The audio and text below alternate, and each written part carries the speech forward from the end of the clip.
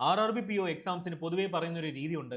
നമ്മൾ always first ക്വസ്റ്റിനിൽ നമ്മൾ start ചെയ്യരുത്. അത് എന്തുകൊണ്ടായിരിക്കും നിങ്ങൾ ആലോചിച്ച് നോക്കിയിട്ടുണ്ടോ? അതിപ്പോൾ RRB PO ആണെങ്കിലും IBPS PO, SPPO ഈ എക്സാംസിന്റെ പ്രത്യേകത എന്താ? അത്യാവശ്യം ഡിഫിക്കൽട്ട് ആയിരിക്കും. അപ്പോൾ അത് എന്തുകൊണ്ടായിരിക്കും ഇങ്ങനെ പറയുന്നത്? നമുക്കറിയാം എക്സാമിനർ അല്ലെങ്കിൽ ക്വസ്റ്റ്യൻ ഇടുന്ന ആൾക്കറിയാം ഫസ്റ്റ് ക്വസ്റ്റ്യൻ ഈ ഒരു type of difficult type question ഇടുകയാണെങ്കിൽ നമ്മൾ ആ എക്സാം എഴുതുന്ന ആൾക്കാർ ഒരു ഇനീഷ്യൽ ഫേസിൽ ഒരു സ്ട്രെസ്ഫുൾ ആയിരിക്കത്തില്ലേ, അല്ലെങ്കിൽ പാനിക് മോഡ് ആയിരിക്കത്തില്ലേ? അപ്പോൾ ഫസ്റ്റ് ക്വസ്റ്റ്യൻ ഫ്രണ്ടിൽ വരുമ്പോൾ നമ്മൾ എന്ത് ചെയ്യും? നമ്മൾ അതെടുത്തങ്ങ് ചെയ്തു തുടങ്ങും. അതപ്പോൾ ക്വസ്റ്റ്യൻ ടഫായിരിക്കും. നമ്മൾ ചെയ്തു തുടങ്ങി ഒരു പകുതി ഒരു ടൈം എത്തുമ്പോൾ നമ്മൾ റിയലൈസ് ചെയ്യും അയ്യോ പെട്ടുപോയല്ലോ എന്ന്. അപ്പോൾ അങ്ങനെ വരാതിരിക്കാൻ നമ്മൾ ഓൾറെഡി ഒരു സ്റ്റാൻഡേർഡ് പ്രോട്ടോകോൾ സെറ്റ് ചെയ്തിട്ടില്ലേ, അല്ലെങ്കിൽ ഒരു സ്റ്റാൻഡേർഡ് മെത്തേഡ് സെറ്റ് ചെയ്തിട്ടില്ലേ? എന്തായിരിക്കും? നമ്മൾ ഓൾവേസ് മിസ്സലേനിയസ് ക്വസ്റ്റ്യൻസിൽ നമ്മൾ സ്റ്റാർട്ട് ചെയ്യുക. അപ്പോൾ അത് ഏതൊക്കെയായിരിക്കും? ക്യൂഎയിലാണെങ്കിൽ simplifications, quadratic equation, missing number series. ഞാൻ അവിടെ സ്ട്രെസ് ചെയ്ത് പറഞ്ഞിട്ടുണ്ട് മിസ്സിംഗ് നമ്പർ സീരീസ്. എന്തുകൊണ്ടായിരിക്കും? റോങ് നമ്പർ സീരീസ് ആണ് വരുന്നതെങ്കിൽ നമ്മൾ മാർക്ക് ആൻഡ് റിവ്യൂ കൊടുക്കുക. കാര്യം എന്തായിരിക്കും? അതൊരു ട്രാപ്പ് ആയിരിക്കും. അതുപോലെ തന്നെ കേസ് സെലക്ട് DAs ആണ് വരുന്നതെങ്കിലും നമ്മൾ എന്ത് ചെയ്യുക? അതിൽ നിന്ന് നമ്മൾ സ്റ്റാർട്ട് ചെയ്യരുത്. നിങ്ങൾ നോക്കിക്കോ, എക്സാം സ്റ്റാർട്ട് ചെയ്യുമ്പോൾ ഈ ഒരു ടൈപ്പ് ഓഫ് ക്വസ്റ്റ്യൻസ് ആയിരിക്കും നമ്മുടെ ഫസ്റ്റ് ക്വസ്റ്റ്യൻസ്. അത് എന്തുകൊണ്ടായിരിക്കും എന്ന് നിങ്ങൾ വിചാരിക്കും. അത് എക്സാമിനറിനോട് ചോദിക്കാം. അതുപോലെ തന്നെ റീസണിങ് ആണെങ്കിലോ inequality, syllogism, coding and decoding and direction പോലുള്ള മിസ്സലേനിയസ് ക്വസ്റ്റ്യൻ നമ്മൾ സ്റ്റാർട്ട് ചെയ്യുക. അവിടെ ഒരാളുണ്ട് ബ്ലഡ് റിലേഷൻ. നമ്മൾ ഒരിക്കലും ഫസ്റ്റിൽ നിന്ന് നമ്മൾ സ്റ്റാർട്ട് ചെയ്യരുത്. അതും ഒരു ട്രാപ്പ് ആയിരിക്കും. അത് മാർക്ക് ആൻഡ് റിവ്യൂ കൊടുക്കുക. അവസാനത്തെ സ്കാനിൽ നമ്മൾ ചെയ്യുക. അപ്പോൾ നമ്മൾ ഇങ്ങനെ സ്റ്റാർട്ട് ചെയ്യുന്ന ഒരു ബെനിഫിറ്റ് എന്തായിരിക്കും? ഇതൊക്കെ ഒരു മിസ്ലേനിയസ് ക്വസ്റ്റ്യൻസ് അല്ലേ, നമുക്ക് ഈസി ആയിട്ട് ചെയ്യാൻ പറ്റത്തില്ലേ? അവിടെ 100% ആക്യുറസി നമുക്ക് മെയിൻറ്റെയിൻ ചെയ്യാൻ പറ്റും. നമുക്കൊരു 6-7 മിനിറ്റ് കൊണ്ട് നമുക്ക് നല്ലൊരു അറ്റംപ്റ്റ് ആ ഒരു സെക്ഷൻ റെസ്പെക്റ്റീവ് സെക്ഷനിൽ നമുക്ക് നല്ലൊരു അറ്റംപ്റ്റും വരുത്താൻ പറ്റും. ഇതുകൊണ്ടുണ്ടാകുന്ന ഒരു ബെനിഫിറ്റ് എന്തായിരിക്കും? നമുക്കൊരു ഇനിഷ്യൽ മൊമെന്റം കിട്ടും, അല്ലെങ്കിൽ നമുക്ക് നല്ലൊരു കോൺഫിഡൻസ് കിട്ടും. ആ ഒരു കോൺഫിഡൻസ് മതി ബാക്കി വരുന്ന ക്വസ്റ്റ്യൻസ് നമുക്ക് പെട്ടെന്ന് ചെയ്തെടുക്കാൻ പറ്റും. അപ്പം നമുക്ക് ഈ ഒരു കാര്യം കമ്പൽസറി ആയിട്ട് നിങ്ങൾ ചെയ്യണം. ഇനിഷ്യൽ ഫേസിൽ അല്ലെങ്കിൽ ഇനിഷ്യലി ഒരു 6-7 മിനിറ്റിൽ നമ്മൾ കമ്പൽസറി ആയിട്ടും മിസ്സലേനിയസ് ക്വസ്റ്റ്യൻസിന് മാത്രം പ്രയോറിറ്റൈസ് ചെയ്യുക. അപ്പോൾ ഇങ്ങനെ ചെയ്ത് കഴിഞ്ഞാൽ നിങ്ങൾ നോക്കിക്കോ, നല്ലൊരു അറ്റംപ്റ്റ് നിങ്ങൾക്ക്, ഫൈനൽ അറ്റംപ്റ്റ് നിങ്ങൾക്ക് തീർച്ചയായിട്ടും കിട്ടുന്നതായിരിക്കും. ഓക്കെ, അപ്പോൾ നമുക്ക് വളരെ ഇമ്പോർട്ടൻ്റ് ആയിട്ടുള്ള വേറൊരു കാര്യമായിരിക്കും എന്തുകൊണ്ടാണ് ആക്യുറസി മാറ്റർ ചെയ്യുന്നത്? വൈ ആക്യുറസി മാറ്റേഴ്സ് അല്ലേ? നിങ്ങൾ നോക്കിക്കേ, നമ്മുടെ RRB PO 2025 എക്സാം ഡേറ്റ് എന്തൊക്കെയാ? 22 ആൻഡ് 23 നവംബറിനല്ലേ? ഈ 2 ഡേയ്സിലല്ലേ? ഓരോ ദിവസവും 4 ഷിഫ്റ്റ് വീതമായിരിക്കും നമുക്ക് എക്സാം വരുന്നത്. അങ്ങനെ ടോട്ടൽ എത്ര ഷിഫ്റ്റ് ഉണ്ട്? 8 ഷിഫ്റ്റാണ് ടോട്ടൽ നമ്മുടെ RRB PO എക്സാംസ് നടത്തുന്നത്. അപ്പോൾ നിങ്ങളൊന്ന് ആലോചിച്ച് നോക്കിയേ, 8 ഷിഫ്റ്റിലും ലെവൽ ഒന്നായിരിക്കുമോ? അല്ലെങ്കിൽ ക്വസ്റ്റ്യൻസ് ഡിഫറൻ്റ് അല്ലേ? അപ്പോൾ അങ്ങനെ വരുമ്പോൾ അവിടെ ആരുണ്ടായിരിക്കും? അവിടെ നോർമലൈസേഷൻ ഉണ്ടായിരിക്കും. നിങ്ങൾക്കറിയാം കഴിഞ്ഞ വർഷത്തെ RRB PO നോക്കുകയാണെങ്കിൽ നോർമലൈസേഷന് ഒരുപാട് ഇമ്പോർട്ടൻസ് ഉണ്ടായിരുന്നു. ഡിഫിക്കൽട്ട് ലെവൽ ഓഫ് ഷിഫ്റ്റുകൾ അല്ലെങ്കിൽ ആവറേജ് തൊട്ട് ഡിഫിക്കൽട്ട് ലെവൽ ഓഫ് ഷിഫ്റ്റുകൾക്ക് ഒരുപാട് മാർക്ക് നോർമലൈസേഷൻ കിട്ടിയിട്ടുണ്ട്. അങ്ങനെ കട്ട് ഓഫ് ക്ലിയർ ചെയ്ത ആൾക്കാരും ഉണ്ട്. അപ്പോൾ നമുക്ക് ഏറ്റവും ഇമ്പോർട്ടൻ്റ് ആയിട്ടുള്ള ഒരു കാര്യം, നിങ്ങൾ ഓൾവേസ് 100% ആക്യുറസി ത്രൂ ഔട്ട് സെക്ഷൻസിൽ കീപ്പ് ചെയ്യുക. അതായത് റീസണിങ് ആണെങ്കിലും QA ആണെങ്കിലും നമ്മൾ ഓൾവേസ് 100% ആക്യുറസി കീപ്പ് ചെയ്യുക. നമ്മൾ എപ്പോഴും പേപ്പറിനനുസരിച്ച് വേണം നമ്മൾ അറ്റംപ്റ്റ് ചെയ്യാൻ. അതായത് ഇപ്പോൾ ഡിഫിക്കൽട്ട് ഷിഫ്റ്റ് ആണെങ്കിൽ നമ്മൾ അതനുസരിച്ച് അറ്റംപ്റ്റ് ചെയ്യുക. ഈസി ഷിഫ്റ്റ് ആണെങ്കിൽ അതനുസരിച്ച് നമ്മൾ സ്ട്രാറ്റജി മാറ്റുക. അപ്പോൾ നമ്മൾ ഏത് ടൈപ്പ് ഓഫ് ഷിഫ്റ്റ് വന്നാലും നമ്മൾ ഓൾവേസ് കീപ്പ് ചെയ്യണം 100% ആക്യുറസിയും വേണം, നമുക്കൊരു ഡീസെന്റ് നമ്പർ ഓഫ് അറ്റംപ്റ്റും വേണം. ഇപ്പം എല്ലാവരും ചെയ്യുന്ന ഒരു മിസ്റ്റേക്ക് എന്താണെന്ന് പറഞ്ഞാൽ, ആക്യുറസി ഇംപ്രൂവ് ചെയ്യാൻ വേണ്ടി അല്ലെങ്കിൽ ആക്യുറസി ഇൻക്രീസ് ചെയ്യാൻ വേണ്ടി നിങ്ങൾ അങ്ങ് കറക്കി കുത്തും, അല്ലെങ്കിൽ അവിടെ ആക്യുറസി മാറ്റർ ചെയ്യത്തില്ല. നിങ്ങൾ എന്ത് ചെയ്യും? ഇപ്പോൾ 2 ഓപ്ഷൻസ് വന്നു, നിങ്ങൾ എന്ത് ചെയ്യും? അവിടെ ചുമ്മാ അങ്ങ് ഗസ് വർക്ക് ചെയ്യും. അങ്ങനെ ഗസ് വർക്ക് ചെയ്യരുത്. 100% ആക്യുറസി കീപ്പ് ചെയ്യുക. അങ്ങനെ ചെയ്ത് കഴിഞ്ഞാൽ നമുക്ക് നല്ലൊരു നമ്പർ ഓഫ് മാർക്ക് നോർമലൈസേഷൻ വഴി കിട്ടും. അതുവഴി നമുക്ക് ഓവറോൾ സ്കോറിനെ അഫക്റ്റ് ചെയ്യും. നമ്മൾ ഈസി ആയിട്ട് എന്ത് ചെയ്യും? കട്ട് ഓഫും ക്ലിയർ ചെയ്യും. അപ്പോൾ ഈ ഒരു കാര്യം പ്രത്യേകം ശ്രദ്ധിക്കാം. നമുക്ക് 8 ഷിഫ്റ്റാണ് ടോട്ടൽ ഉള്ളത്. അതുകൊണ്ട് ആക്യുറസി മാറ്റർ ചെയ്യും. എല്ലാവരും 100% ആക്യുറസി കീപ്പ് ചെയ്യുക. നമുക്ക് നല്ലൊരു നോർമലൈസേഷൻ മാർക്കും കിട്ടും.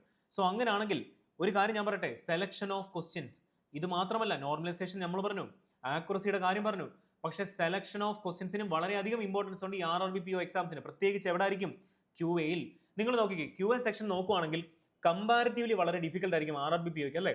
അപ്പോൾ അവിടെ നമുക്ക് എങ്ങനെ ക്വസ്റ്റ്യൻസിനെ അല്ലെങ്കിൽ എങ്ങനെ നമുക്കൊരു നല്ലൊരു ഡീസെന്റ് നമ്പർ ഓഫ് അറ്റംപ്റ്റ് വരുത്താം, അതിനാണ് സെലക്ഷൻ ഓഫ് ക്വസ്റ്റ്യൻ എന്ന് പറയുന്നത്. നിങ്ങൾ എന്ത് ചെയ്യുക?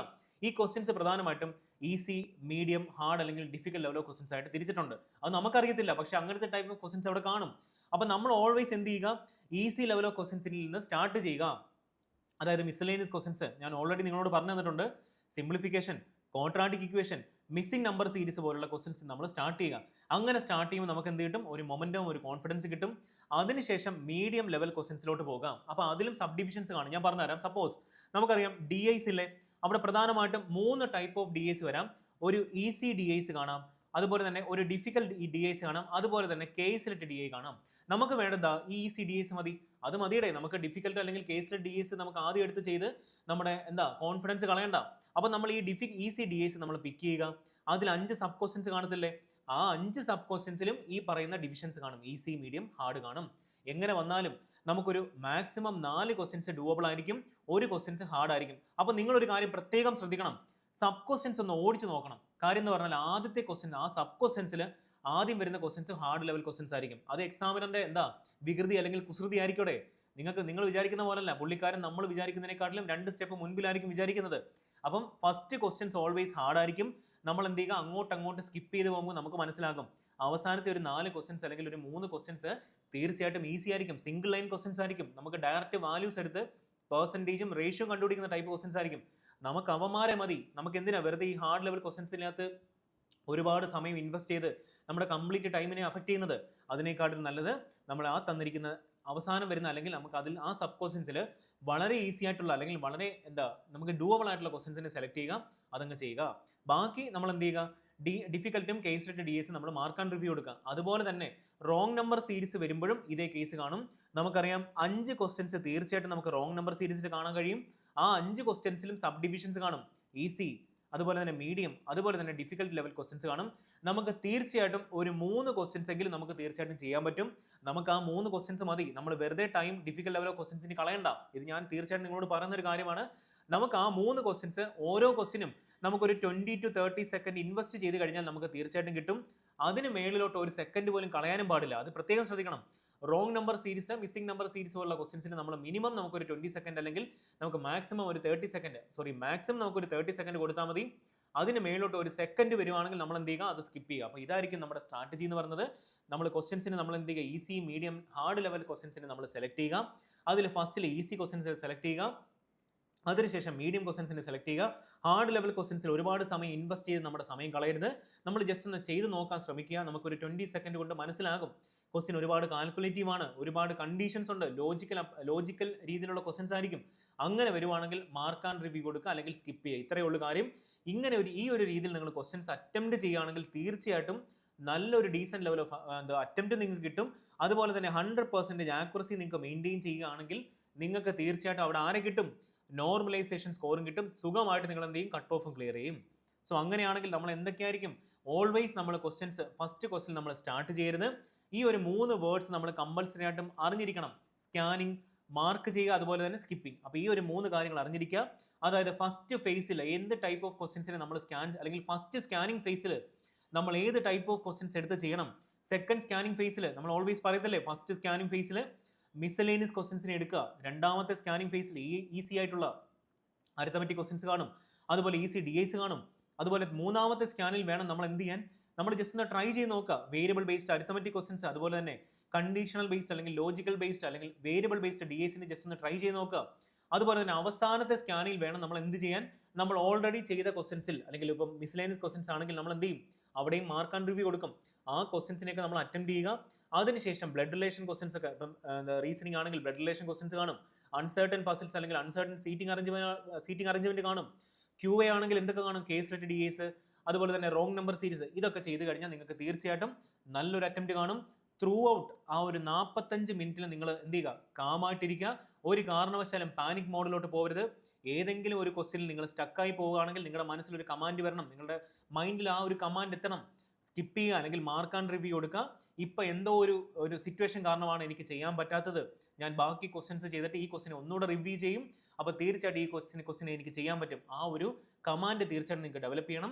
തീർച്ചയായിട്ടും ആ ഒരു രീതി നിങ്ങൾക്ക് തീർച്ചയായിട്ടും ആ ഒരു എക്സാം ടൈമിൽ നിങ്ങൾക്ക് തീർച്ചയായിട്ടും വരും. അപ്പോൾ കാമായിട്ടിരിക്കുക, സ്കിപ്പ് ചെയ്യേണ്ടടുത്ത് സ്കിപ്പ് ചെയ്യുക, മാർക്ക് ആൻഡ് റിവ്യൂ കൊടുക്കേണ്ടടുത്ത് മാർക്ക് ആൻഡ് റിവ്യൂ കൊടുക്കുക.